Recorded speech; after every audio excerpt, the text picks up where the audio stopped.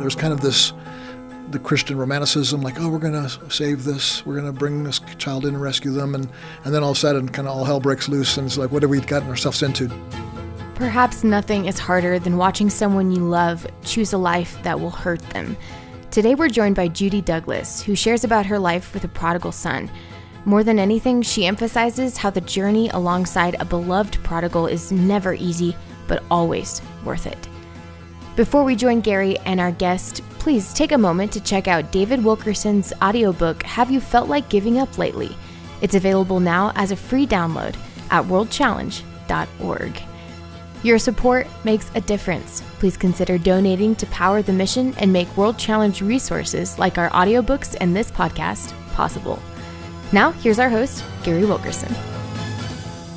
Welcome to the Gary Wilkerson podcast. We're thrilled to have you with us here today. We're continuing talking about issues that I believe are really important in our lives, real down-to-earth stuff. And so we're thrilled to have with us in the studio today, Judy Douglass. Welcome, Judy. Thrilled to have you with us. Absolutely delighted to be here. Thank you, Gary. You just shared to our staff at a devotion a really precious message about mercy and love and grace, particularly in dealing with prodigals. So you've written this book called When You Love a Prodigal, and you and your husband are presidents and leaders of Cru. Some people know it formerly as Campus Crusade for Christ, but it's Correct. Cru.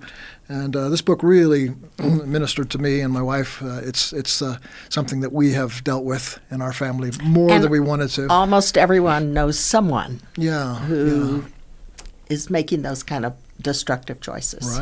Right. Is this a topic you were always thinking about, interested in, or did something happen in your life that sort of piqued your heart's interest in this? Yes, it stabbed me in the heart you, more not likely. just touched. Yes, we had two wonderful girls and had moved from California to Florida. And God said, I have a gift for you. I'm sending you a son. I said, okay. I wasn't really looking to have more children. And he said, well, I'll take care of it for you. And so we'd only been there a few weeks when a new friend said, do you know someone who could take an 8-year-old boy? And I went, maybe. And God said, this is the gift I have for you. And so it took a year with the county and everything. He'd been taken from his birth mother because of neglect and the danger she put him in. She's an alcoholic and drug addict and a lot of unsavory people around. And so they were looking for a home, and he was going into foster care, and God said, yep, he is my gift for you. Took a while, and he was almost 10 when he came to live with us. Okay. And how old were your daughters at this time? They were 11 and let's see, almost 10. Yeah, 10. Okay. 10 and 12. That's what they were. Yes. That was a long time ago. All right, yeah. So Numbers and I are not good friends. But you brought somebody into their life, not just your husband. That is but right. Their life, and somebody who's kind of the same age as them, but yet came from could not have been more opposite background that he came from than what your daughters were experiencing, correct? Absolutely. Yeah. They both knew Jesus. They were mostly doing, walking with God. They were certainly doing well in school and were good kids, And then this boy comes in with so many needs. He's going into third grade at almost 10 and could barely read or write because his mom had not taken him to school very much. And it was shocking to both of us when he came because I don't know who more so. For him, it was shocking, one, that you didn't stay up all night watching whatever you wanted and eating chips and dip for meals, and that we had regular meals, we had regular bedtime, and he went to school every day. Wow. And one day he said, I'm not feeling very good, I better not go to school. And I kind of run through things. No, I don't have a stomachache. No. Then you're going to school. If you're dying, then you don't have to go to school. But otherwise, you're going to school. Wow. And so those were shocking for us. His unbelievable need for attention. He just was desperate for people to pay attention to him. Was he in foster care before he came to you? He was with came his straight. Well, he'd been staying with his grandparents for a while, but were already raising his half-sister. And they said, we can't do it. We can't add him. Yeah. And though that was hurtful to him, it was true. Yeah. And so he came straight to us from their home, and he was used to not knowing even what his next meal would be. And so one of the things that I found out is that for people in poverty or homelessness, for children especially, their main source of vegetables is ketchup packets. Yeah. And so I would find that he had hoarded. We would go to a fast food place, and he'd picked up all the ketchup packets that he could fit in his pockets, Yeah. and they were in his room. Well, there's sugar in those little packets too, so it's probably a little bit of a sweet. Yes, Wow, and that's- so That's sad. he had a lot of needs. He was ADD, he had a learning disability. His brain had some patterning issues because his drugs and alcohol his mother had when she was carrying him. And so we just had a lot on our hands with him that we really weren't prepared for. What was the first? Let's take a look at the first 2 months, 2 to 3 months, the initial adjustment period. What was it like for you personally?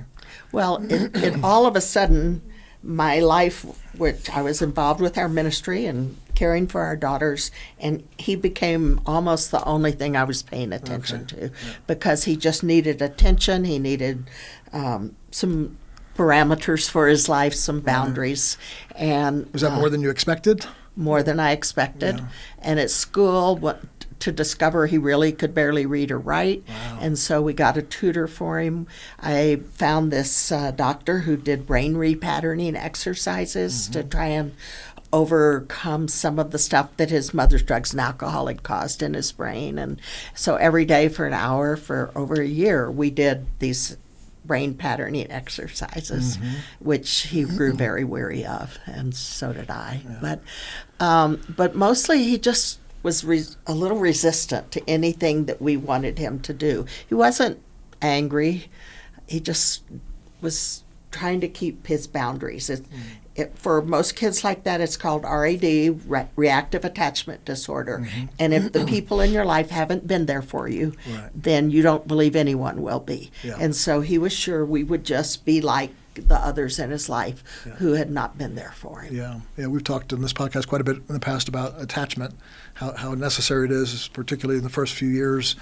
Without that, I was years ago in an orphanage in Romania, and the kids had no one ever paying attention. They just brought them a meal, and they just were in their little cribs, and they had their brains had not developed. They couldn't speak well. They couldn't walk. They could hardly even walk, let alone run.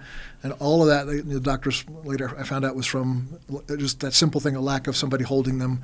Holding them as children. Yeah, and he probably wasn't entirely lacking that. Right, His no, mother but tried to some to be a degree. good mother to him, Yeah. but her addictions won out over and over. Yeah, most kids like that.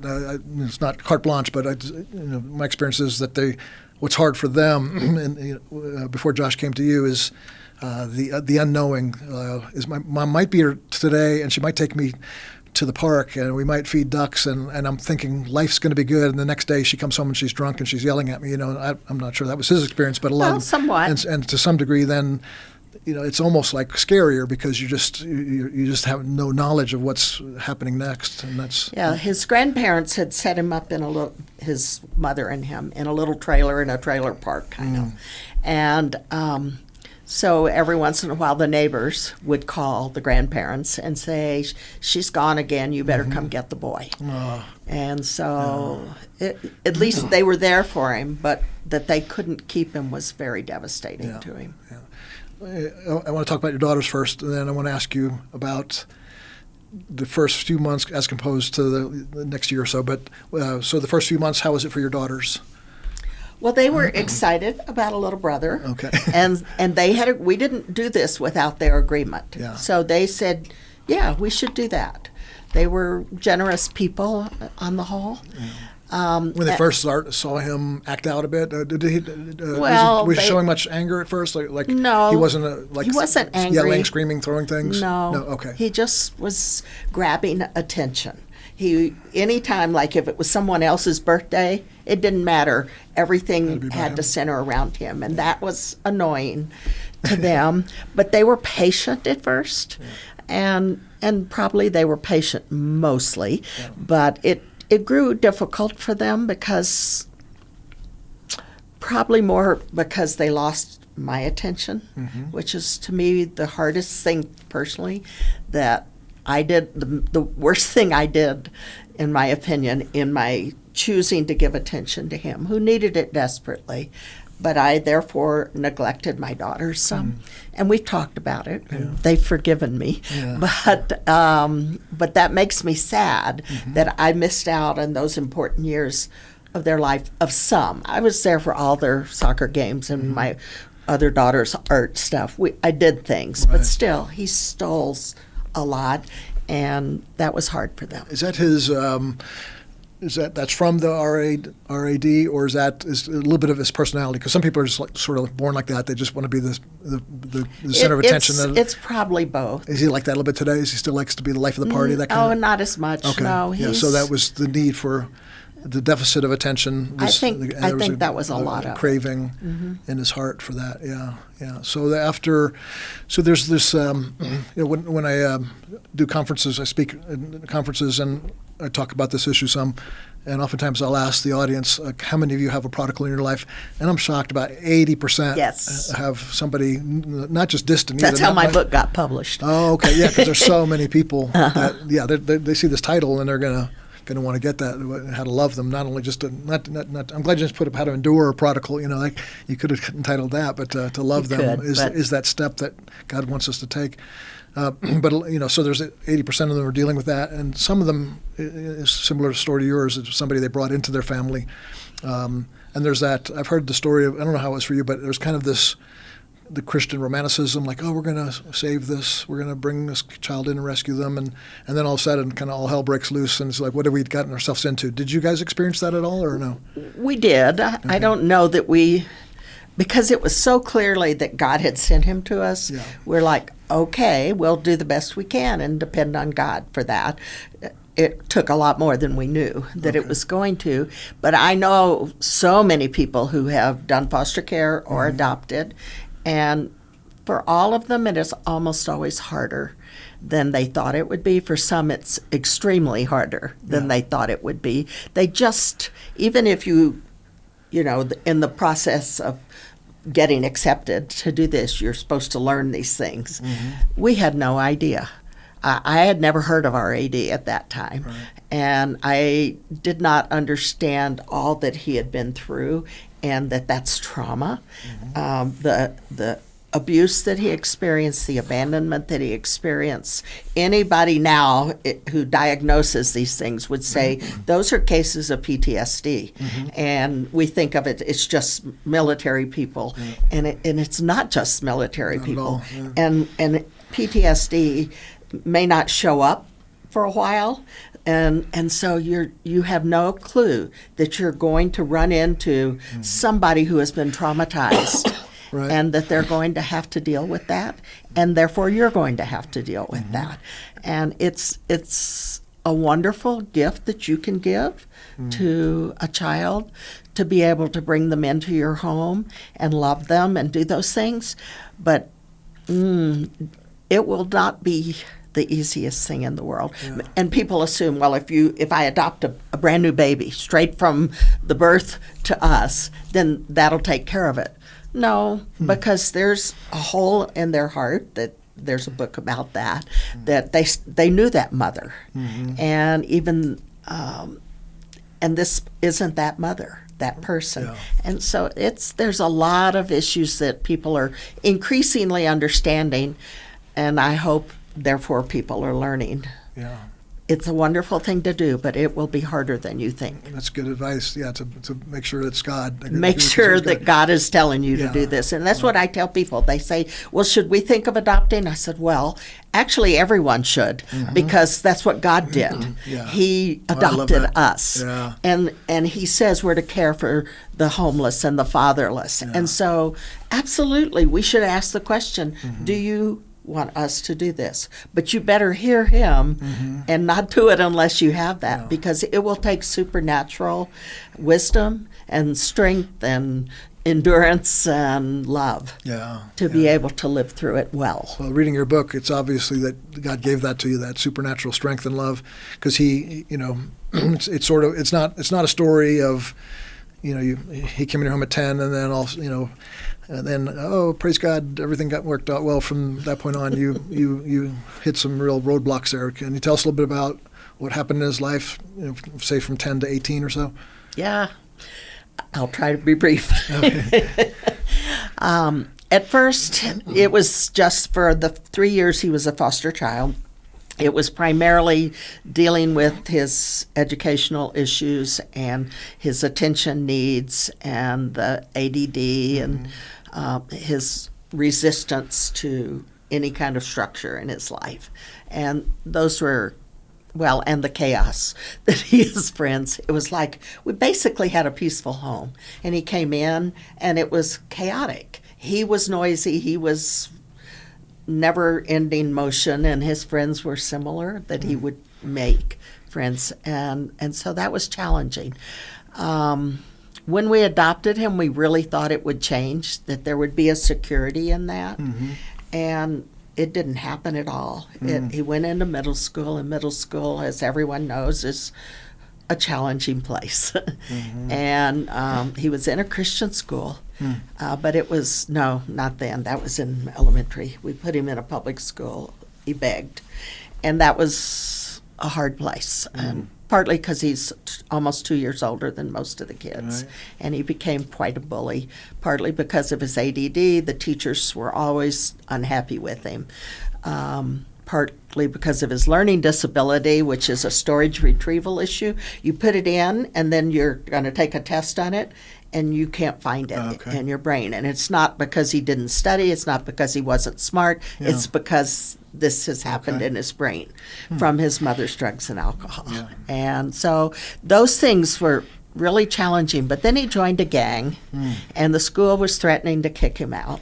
So that's when we went to this program, a wonderful Christian program, but not easy to live through, but worth it for sure. Not easy, why? Well, one of their approaches is they have to learn to live with rules, and so they had 100,000 rules, it felt like, so that they were sure to break many of them, and there would be consequences every time, and so there was resistance there. Probably it was hard for me because of something that happened. The night that while he was there, he met Jesus. His house dad led him to Christ. His house dad's still in his life. Wonderful couple. They work for Youth for Christ. And anyway, so he called me to say that Josh had just met Jesus and they had baptized him. And that night, I had a conversation with God, and it was almost like a vision of God's above me, and he has this huge vat, and he's opening me up, and he's pouring into me what's in this vat. And I said, "What is that?" And he says, "That's my love for Josh. I'm going to share it with you." And then he said, "You're going to need it." Wow. Oh, thank you, but that was very real. Was that a residential program Josh was in? Or yes, it was residential, but it was in Orlando. Okay. And we had to be very involved in it. Yeah. And so what happened was that night, it was like he was born in my heart as my son. Before that, he's this boy we're taking care of. Yeah. And all of a sudden, I was in love with him. Wow. And the program had no sympathy for that at all. And so they were very restrictive, and anything that they thought that I was too involved, which was silly because they wanted us involved, but then they would get after me. And so it was hard to have him at the time when I would love to be connecting more with him. And we were on Sunday afternoons when we went to spend time with him. But it was just hard for him because it was so restrictive. And he learned, like most of the kids did, you learn to work the program. And so he learned to do what he had to do to go graduate up to the next stage so that he would get out. Okay. And he became good at that. But it was just a challenging time, but it was still good because he did learn and grow a lot. And when he came home from that, he was in a good place, wanting to walk with the Lord, wanting to make good choices for his life. It must have been encouraging to you. Oh, very. You're hopeful. Okay, girls, yeah. we've come to a new place. Yeah. I've experienced that as well. That up and down, that roller coaster. It's almost harder than if they're sort of like staying in one, either staying good or staying bad, because it's consistent. But that roller coaster thing can really break the heart. It does. Yeah. And I started homeschooling him to catch him up, and then he begged to go back to school. And so we said, all right, we'll try it with, all sorts of boundaries. Is he in high school at this time or not yet? He was ninth grade. Okay, yeah. So that's high school. Yeah. And because he's 2 years older, he has a driver's license. Oh, okay. Oh. And his grandparents gave him a car. And so he's going to school. And I don't think it was even 3 weeks before he was back with his old friends. Yeah. And they just increasingly made bad choices, and school was an issue. I asked the school to tell me when he wasn't there, and they didn't do it. And so he was skipping after first period most of the time, which took me weeks to months maybe to find out. So after one semester there, where he did pass keyboarding, typing, and weightlifting, and nothing else, he came home, and I homeschooled him the rest of the time, and which was not something I ever thought I would do. All the way to his graduation, you homeschooled him? Yeah. When he turned 18, which of course he's 2 years ahead, kind of age-wise, he says, I don't have to do school anymore. I said, you're right, you don't. And so he said, well, I quit. I said, your choice. And I said, you'll be sorry. And after about 6 months, and nobody would hire him because he didn't have a high school diploma, he came back. He said, can I finish school? I said, it's up to you. I'm willing to give you another chance, but you have to do it. I can't do it for you. And so he did, and he did finish, and he graduated top in his class since he was the only one. We did a whole graduation ceremony, and it was a big deal that he finished high school, because that was not something that looked like it was going to happen. Right. And we did creative work in there. The supervisor I was under at this program for the school said, I think this is the most creative education I've ever seen. Because of his learning disability, I had to turn things into things that would work for him. Right. So mostly he did open book tests, and he learned actually a better skill than memorizing. He learned how to find what you need. Yeah. And he could do it. And so it was good. The nicest thing that's happened for him educationally is YouTube. Yeah. Now, because he doesn't learn by reading, anything he wants to know how to do, he watches a YouTube and he can do it. Yeah. And I go, boy, if they'd had that when he was in school. But while he was graduating, he was still in the gang and still was not at that point. Well, not a gang. No, he wasn't. He had been. Drugs and alcohol, or no? Yeah. Oh, yeah. So that was a season you were talking about this morning about him, that nervous time in your life where you didn't know whether to be the hospital or the police. This was around that time. It was during that time. Yeah. He had friends. Some of them were neighborhood. Some of them were gang friends. Some of them were from school. They were, he had a group of people, and all of them were making bad choices. They joked over. Several of them had the same probation officer, and so they would get drunk, they would go party, they had girls, and my husband and I are traveling a lot at this time, and the girls are in college or about, and so it was challenging to make sure that until they're 18, you don't get to suggest they're moving out. So we were trying to help him. So we had a wonderful young man who worked with Crew, who became his friend, And whenever we traveled, he would come and stay at our house. And Josh joked. He says, "So is Larry my babysitter?"